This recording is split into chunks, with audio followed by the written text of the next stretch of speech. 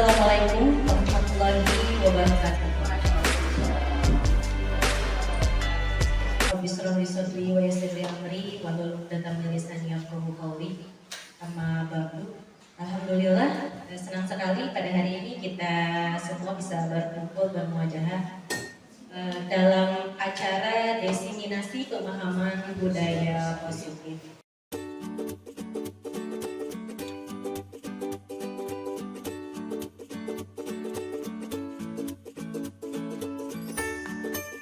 Untuk mengefektifkan waktu, mari kita sama-sama buka acara ini dengan membaca basmalah bersama. Bismillahirrahmanirrahim. Baik, untuk selanjutnya yaitu sambutan dari Bapak Kepala Sekolah kepada yang terhormat Bapak Ibu Sukanti kami persilakan. Assalamualaikum warahmatullahi wabarakatuh. Bismillahirrahmanirrahim.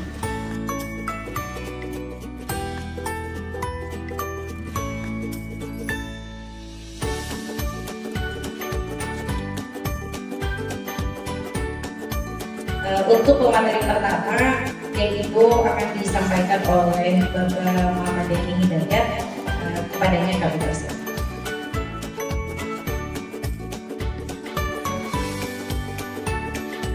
Assalamualaikum warahmatullahi wabarakatuh. Alhamdulillah, Bu Bapak pada kesempatan ini saya ucapkan terima kasih bisa hadir dalam kegiatan diseminasi pemahaman budaya positif sebagai aksi nyata dari CGP yaitu pada tahun 2024. Sebelum memulai kegiatan, studi mengatakan anak yang tawuran, anak yang tidak rajin sekolah, anak yang bengal di sekolah, yang bandel di sekolah karena satu, yaitu tidak nyamannya di sekolah. Nah, berarti kita sebagai guru memiliki kewajiban bagaimana cara membuat anak supaya nyaman. Dan salah satunya adalah bisa kita mengadakan kegiatan-kegiatan yang menyenangkan. Contohnya yaitu sekarang kita akan melaksanakan ice break. Ya, saya akan mencontohkan gini. Ya, kalau saya bilang bersatu kali ber, ya, tapi harus ekspresif. Ya, berdua kali ber, ya, gitu. Bersatu kali berdua kali bertiga kali ya, bersatu kali bersatu kali berdua kali bertiga kali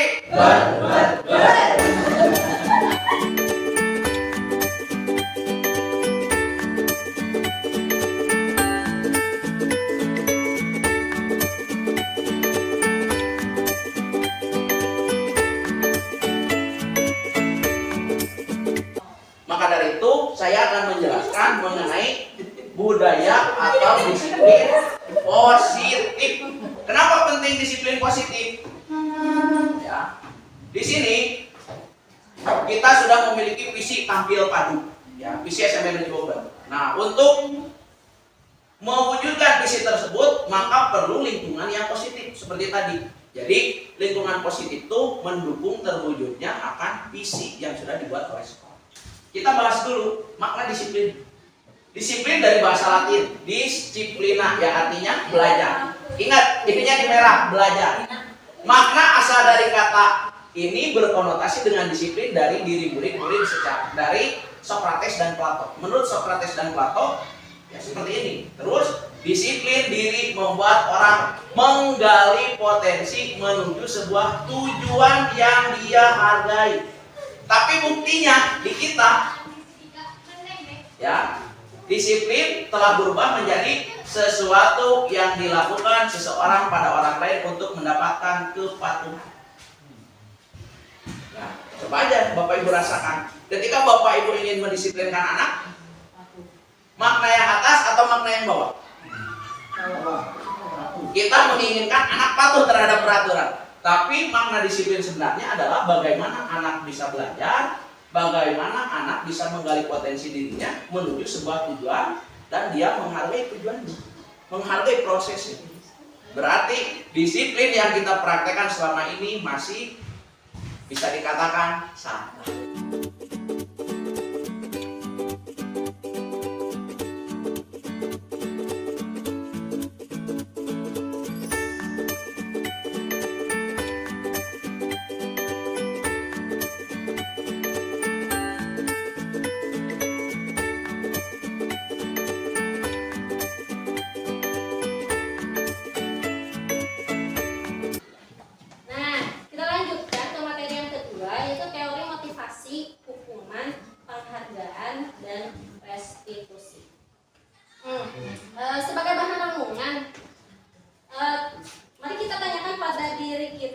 bagaimana kita berperilaku. Mengapa kita melakukan segala sesuatu? Apakah kita melakukan sesuatu karena adanya dorongan dari lingkungan atau dorongan dari orang lain? Misalnya, Kak Ibu sekarang berada di sini. Apakah memang karena terpaksa diolo oleh kami para CGP gitu kan? Apakah karena saya penasaran nih apa yang akan disampaikan menarik atau tidak gitu ya? Mungkin motivasinya berbeda-beda. Saya yakin motivasi ibu bapak guru yang ada di sini gitu ya untuk mengikuti kegiatan ini pasti berbeda-beda. Pernahkah ibu bapak melakukan sesuatu untuk mendapatkan senyuman dari orang lain? Apalagi kira-kira alasan orang melakukan sesuatu gitu. Ya kan? Banyak ya motivasinya. Saya yakin pasti semua orang memiliki motivasi yang berbeda-beda dengan kegiatan yang berbeda.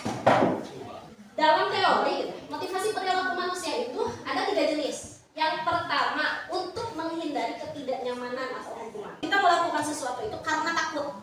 Atau ada juga yang motivasinya itu untuk mendapatkan imbalan. Kita ikut itu karena biar dapat sesuatu. Kan? Atau ada juga motivasi yang dia itu menghargai diri sendiri menjadi insan sesuai harapan.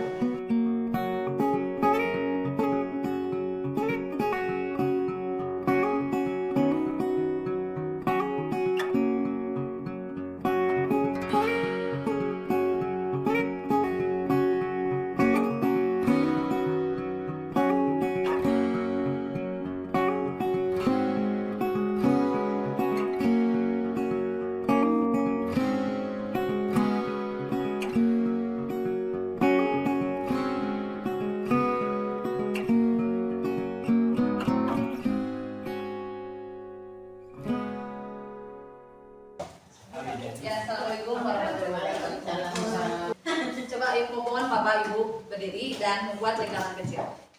Ya, mundur satu langkah. Kita bermain untuk memusatkan konsentrasi karena barusan konsentrasinya ke HP saja gitu ya.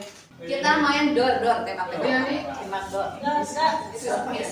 Ketika saya mengatakan dor ke Bulina jongkok. Dan yang di sampingnya saling berhadapan menyebutkan nama lawannya. Oh, namanya. Ya, misalkan Dor, Bu Yeti, Bu Hera, Bu Yeti. Yang telat mundur. Siap ya? Konsentrasi mulai gitu jawabnya ya. Konsentrasi dimulai. Dor.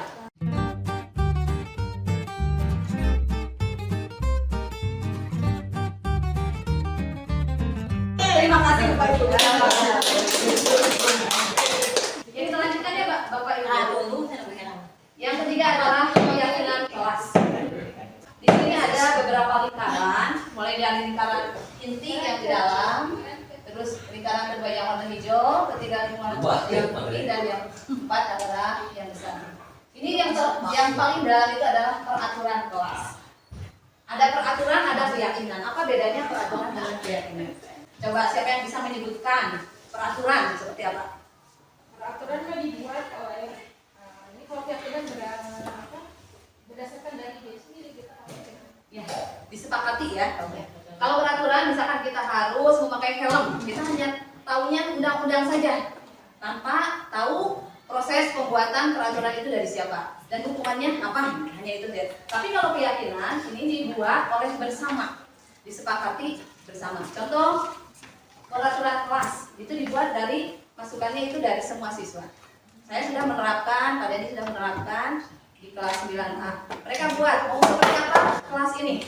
Ada yang mau bersih, ada yang mau disiplin tepat waktu, ada yang saling menghargai, jangan menyebutkan nama orang tua.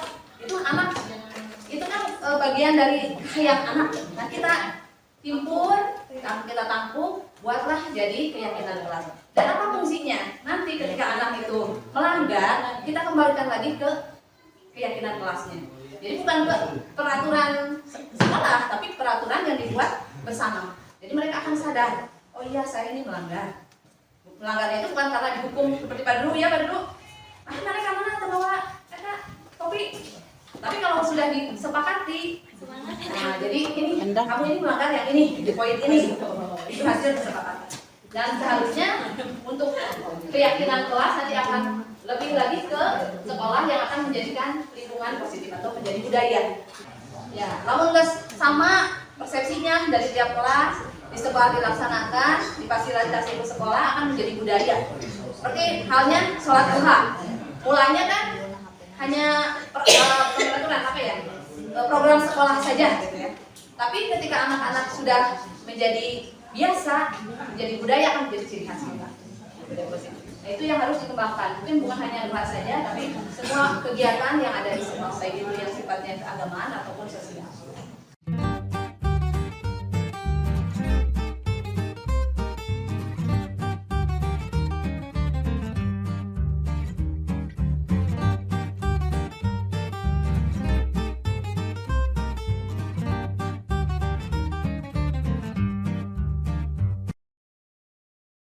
Kita teruskan karena ternyata sebagai manusia ini baik orang dewasa ataupun anak kecil punya kebutuhan dasar seorang manusia. Apa saja kebutuhan itu? Ada 5. Yang pertama survive. Kita lihat di lingkaran ini kebutuhan dasar manusia ada 5. Yang di tengah adalah survive, bertahan hidup. Karena ini yang paling utama. Ya, yang di pinggirnya mungkin kita nomor 2 dan sekiannya. Karena yang pertamanya itu adalah bertahan hidup. Kemudian yang keduanya itu ingin penguasaan, kekuasaan, power, ingin kasih sayang dan rasa diterima atas kepadanya. Ya, padanya butuh kasih sayang, butuh rasa diterima, tentu saja anak butuh kasih sayang. Apakah kita butuh kesenangan? Tentu saja. Kita butuh kebebasan nanti saja. Kebutuhan bertahan hidup. Kebutuhan bertahan hidup adalah kebutuhan yang bersifat fisiologis untuk bertahan hidup, misalnya kesehatan, rumah, makanan, kebutuhan biologis dari proses reproduksi termasuk kebutuhan untuk tetap bertahan hidup. Komponen psikologis juga meliputi kebutuhan akan perasaan aman.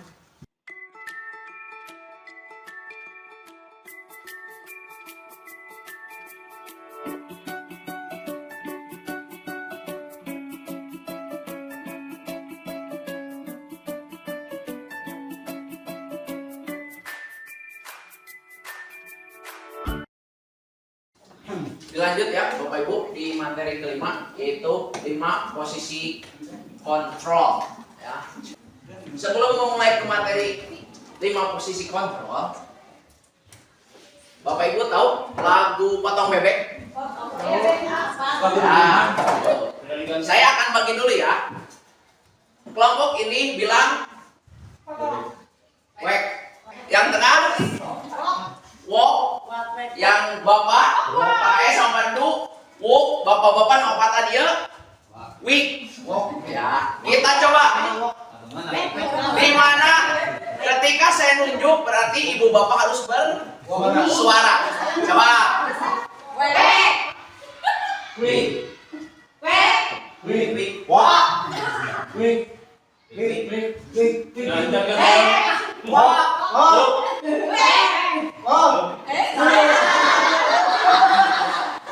Ya ulang. Wek.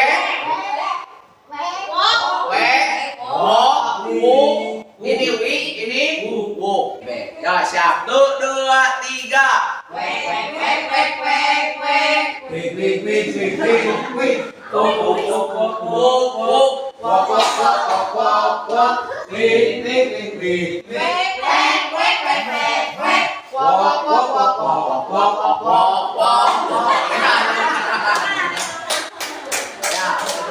Itu salah satu contoh ice break yang Bapak Ibu bisa laksanakan ketika anak sudah mulai jenuh. Ya, kita kembali ke materi mengenai melanjutkan yang tadi ya, yaitu 5 posisi kontrol. Apa sih 5 posisi kontrol? Kita lihat di sini.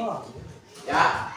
Diana Goshen dalam bukunya Restructuring School Discipline di tahun 1998 mengemukakan atau menjelaskan bahwa guru perlu peningkatan meninjau kembali penerapan disiplin. Ya, di dalam ruang kelas, ya, ataupun di lingkungan sekolah, apakah sudah efektif? Apakah berpusat? Apakah memerdekakan dan memandirikan murid? Bagaimana dan seperti apa penerapan disiplin tersebut? Nah, melalui serangkaian riset, ya, berdasarkan teori kontrol Dr. William Glasser, Bosen berkesimpulan ada 5 posisi kontrol. Ya, posisi kontrolnya yang bisa diterapkan oleh guru, ya, ataupun warga sekolah dalam melakukan kontrol disiplin kepada peserta didik. Apa saja? 1. Sebagai penghukum, 2. Pembuat rasa bersalah, 3. Teman, 4. Pemantau, 5. Manajer. Kita lihat di sini dalam pengaplikasian.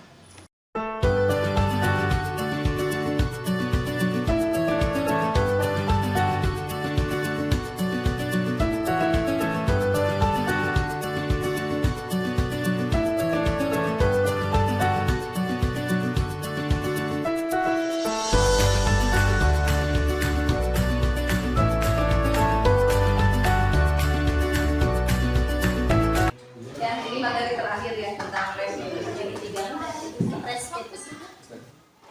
Apa itu restitusi?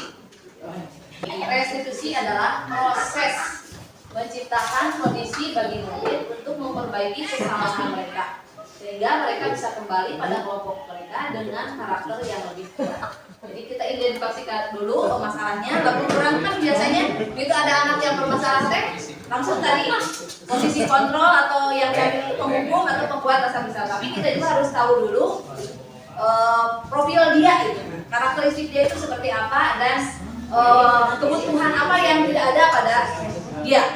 Jadi restitusi itu mengajarkan murid untuk mencari solusi atas masalahnya sendiri dan mengembalikan mereka ke kelompoknya dengan karakter yang lebih kuat.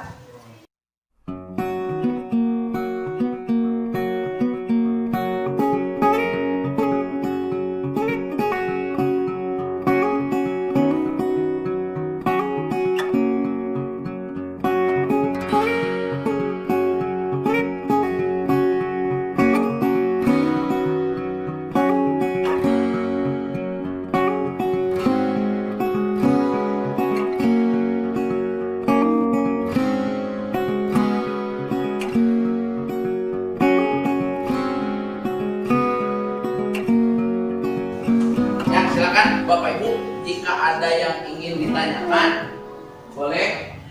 Ya, bukannya kami merasa lebih tahu, tidak, tapi kita sharing ya, pilih pada sharing, terutama sharing pengalaman, sharing ilmu ya, supaya kita lebih dekat dengan mewujudkan visi SMP Negeri Bogor, yaitu tampil padu. Mungkin silakan. Nah, silakan Bu Yeti, maka. Assalamualaikum warahmatullahi wabarakatuh. Waalaikumsalam. Terima kasih ya kepada bagus sekali ya. Ini saya mendapatkan ilmu yang sangat bermanfaat dan memang itu mungkin untuk di sekolah kita bisa diaplikasikan, diterapkan gitu ya. Karena tadi saya lihat restitusi seperti itu saya baru mendengar kata restitusi ya. Kurang mengalami ya. Padahal pernah mengalami gitu. Kita juga keketuaan yang dulu daripada kita malah-malah gitu, darah dingin. Memang seperti itu yang banyak lebih bagus ya. Kita di sini yang pertama tadi ya pada ini keyakinan kelas, kesepakatan kelas itu bagus dari mulai kesepakatan kelas itu. Jadi kita juga sebagai ketuaannya tidak mencapai mungkin ada warga juga yang menindaklanjuti dari kesepakatan kelas itu. Dan mungkin kedepannya karakter anak itu akan lebih kuat seperti tadi yang kita seperti itu. Itu saja dari saya. Yang pertanyaannya adalah tadi saya belum paham makanya yang tadi seperti motivasi ekstrinsik yang bagusnya itu memang bagus intrinsik ya. Bagusnya itu pasti intrinsik ya. Cuma kita lihat kalau siswa di sekolah kita itu anak kita itu apakah sudah memiliki motivasi intrinsik untuk menjadi seorang anak yang karakternya kuat begitu. Apakah kita bagaimana sekolah kita aja gitu. Mungkin untuk penggerak tidak artinya mungkin kesiswaan tidak akan banyak kasus-kasus yang berat gitu. Ya.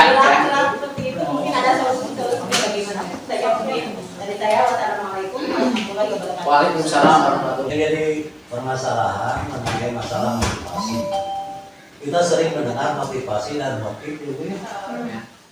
Saya mau penjelasan apa yang dimaksud dengan motivasi, apa yang disebut motif, lalu faktor-faktor penggeraknya seperti ekstrinsi, intrinsik, dan bagaimana hubungannya untuk kemajuan, untuk perbaikan di sekolah kita. Karena biasanya disesuaikan dengan karakter lingkungan, baik lingkungan sekolah ataupun lingkungan masyarakat, sehingga nanti menjadi suatu nilai yang berbudaya. Pengingat gitu sekali. Ya, terima kasih. Ya, pada Pembo pertanyaannya sedikit tapi jerung. Dalam Ya, gitu. Ya, silakan. Ibu Bapak ada yang lain yang ingin bertanya lagi? Ya, silakan Bu Lina. Ya, selama ini kan kita mengenanya mempraktekkan konsep reward and punishment gitu kan. Nah, yang mana pendapat saya sendiri gitu punishment dalam keadaan tertentu diperlukan gitu ya. Reward juga dalam keadaan tertentu diperlukan. Tapi dengan tadi konsep hukuman, hukuman dan penghargaan itu, Harga sebagai hukuman. hukuman itu. Nah, itu saja pertanyaan. Oh, iya. Ya, terima kasih untuk Bu Lina. Ya. Jadi mungkin di situ kan ada dikatakan bahwa profil pelajar Pancasila ya, berarti yang disorotnya adalah pelajarnya itu sendiri gitu kan. Sementara kalau kita bayangkan bahwa pelajar itu nanti akan bersinggungan dengan guru dalam tenaga pendidik dan tenaga pendidikan. Penjaga disiplin itu sebenarnya bukan untuk hanya pelajarnya saja, Jelas. tentu kita pun harus diawali dengan bagaimana kedisiplinan daripada yang mau mendisiplinkan itu, gitu kan. Jadi mungkin kedisiplinan ini bukan hanya ditujukan untuk pelajarnya saja, tetapi pelajar itu mungkin akan bertujuannya yaitu memiliki profil pelajar Pancasila. Tapi mungkin apakah dengan adanya profil pelajar Pancasila ini, gitu kan, sebenarnya harus bagaimana seorang pelajar itu bukan pelajar, pengajar. Apakah pengajar pun harus memiliki profil Pancasila atau seperti apa? Assalamualaikum warahmatullahi wabarakatuh. Dan berkaitan dengan pertanyaan Pak Alum, apakah seorang guru harus memiliki nilai-nilai karakter ini, gitu, profil pelajar Pancasila? Sebenarnya sebelum kami mempelajari modul ini, di modul sebelumnya kita sudah membahas mengenai nilai-nilai yang harus dimiliki oleh seorang guru. Mungkin sebenarnya dalam peraturan pemerintah juga sudah ada ya, bagaimana seorang guru dalam undang-undang guru dan dosen gitu, ada profil yang harus dimiliki oleh guru dan dosen. Tapi ada nilai-nilai yang harus dimiliki oleh guru, yaitu yang pertama berpihak pada murid.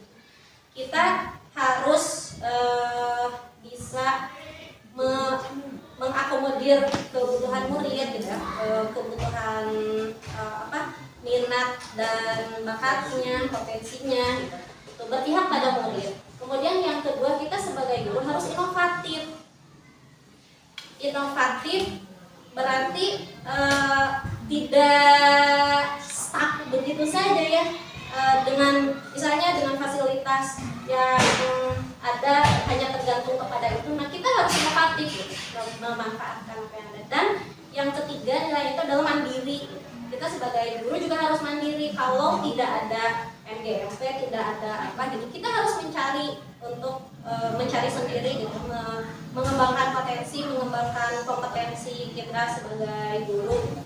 Yang keempat itu kolaboratif. Bagaimanapun kita tidak bisa berdiri sendiri, harus ada kolaborasi dengan rekan kerja, kolaborasi dengan kepala sekolah khususnya gitu ya, karena semua kegiatan yang akan kita laksanakan itu bergantung pada kebijakan kepala sekolah. Begitupun dengan para PKS gitu, kita harus ada kolaborasi gitu ya, dengan rekan serumpun, dengan semua rekan kerja di sekolah. Kemudian yang kelimanya itu adalah refleks. Berarti dari semua yang telah dilaksanakan kita harus merefleksi gitu. Jadi sebenarnya itu ada untuk gurunya ada 5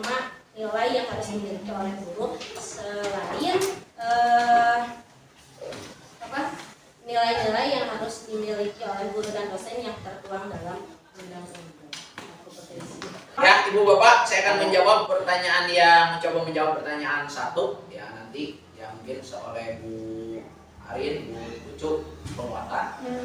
Gitu kan ya. Jadi pertama kita harus berubah diri pribadi dulu, tidak binafsila. Kalau cek guru PABP ya, gitu kan. Dari diri sendiri dulu. Ya, selain dari merubah diri sendiri sambil kita berubah peserta didik kita. Salah satunya tadi penerapan pembuatan keyakinan kelas atau kesepakatan kelas.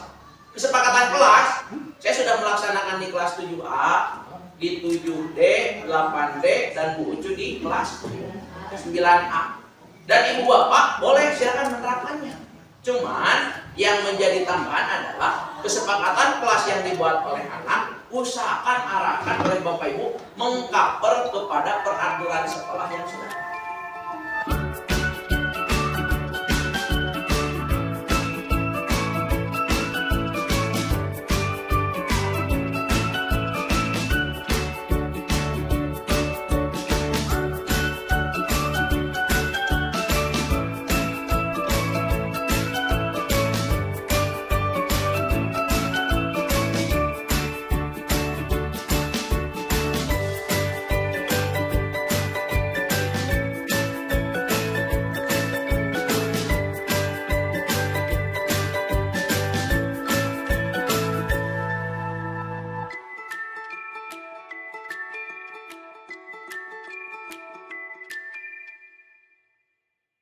Alhamdulillah itu sangat positif sekali dan itu menunjang kepada untuk menindaklanjuti dari apa yang barusan kita kaji, kita istilahnya sehingga menambah wawasan bagi saya khususnya dan rekan-rekan pada umumnya sehingga ini akan ditindaklanjuti dalam aksi-aksi untuk penunjangan terhadap diskriminasi tadi gitu. Jadi ada pesan tidak Pak untuk kami para CGP khususnya dari Bapak? Terus berjuang untuk mendapatkan ilmu yang kekinian sehingga akan memberikan dorongan atau menambah wawasan kepada rekan-rekan yang ada di sini sehingga nanti apa yang disebut dengan Merdeka Belajar, terus pelajar yang berpancasila dengan dorongan-dorongan dari guru-guru penggerak tersebut sehingga menambah wawasan sehingga diharapkan nantinya sekolah ini akan memberikan nuansa yang betul-betul yang Pancasila itu. Iya. Berbudaya positif ya Pak ya. Iya, sangat-sangat. Iya. Terima kasih banyak Bapak atas waktunya. Terima kasih juga atas semua dukungan yang telah Bapak berikan kepada kami khususnya para guru penggerak. Semoga dengan adanya ini kita semua bisa melaksanakan budaya positif di sekolah kita. Sama-sama. Ya, terima kasih. Assalamualaikum warahmatullahi wabarakatuh. Waalaikumsalam warahmatullahi wabarakatuh. Saya kira ini bagus sekali ya. Saya sangat berterima kasih dan bangga dengan adanya CGP atau calon guru penggerak angkatan 6 ini yang sudah lulus ya. Alhamdulillah di sini berkat CGP ini ya ada pencerahan ya, juga itu memberikan pemahaman-pemahaman yang sangat bagus ya, positif gitu ya. Dan itu memberikan wawasan juga kepada kami sebagai guru khususnya dan mungkin secara khususnya adalah untuk kepala sekolah dan juga pihak kesiswaannya karena ini kan kepada budaya positif anak begitu. Baik, ada pesan-pesan tidak untuk kami yang sedang mengikuti CGP saat ini? Oh ya, pesannya adalah semoga terus semangat dan berkarya terus untuk kemajuan pendidikan terus khususnya di SMP 2 Cibeber, juga untuk Dinas Pendidikan Pemuda Olahraga Kabupaten Cianjur dan umumnya untuk Kemendikbudristek di Jakarta begitu, seluruh Indonesia mungkin. Alhamdulillah positif banget karena ada beberapa hal yang asalnya kita nggak tahu gitu ya. Ya membuka wawasan lah ya dan membuka mata kita juga gitu ternyata selama ini ya ada beberapa hal yang kita keliru dalam menangani anak. Ternyata ada cara-cara lain yang lebih bisa gitu, lebih bijak istilahnya dalam mengatasi masalah-masalah anak-anak kita di sekolah gitu, tidak hanya melalui hukum atau apa saja. Ternyata itu ya yang jalan yang paling menarik bagi saya itu yang restitusi itu gitu. Kita selama ini pernah memaksakan, tapi ada beberapa hal yang kita missing. Itu sangat positif sekali, bagus. Ada pesan untuk kami mungkin para CGP yang sedang menjalani program ini? Pesannya terus dikembangkan ya, dan mungkin bisa dieksplor lagi bagaimana dalam pelaksanaannya, dan bisa dibagi-bagi lagi lah ilmunya ke sama kita yang belum mengenal CGP gitu. Itu semuanya. Ya, terima kasih banyak Ibu. Sama-sama. Assalamualaikum warahmatullahi wabarakatuh. Waalaikumsalam warahmatullahi wabarakatuh.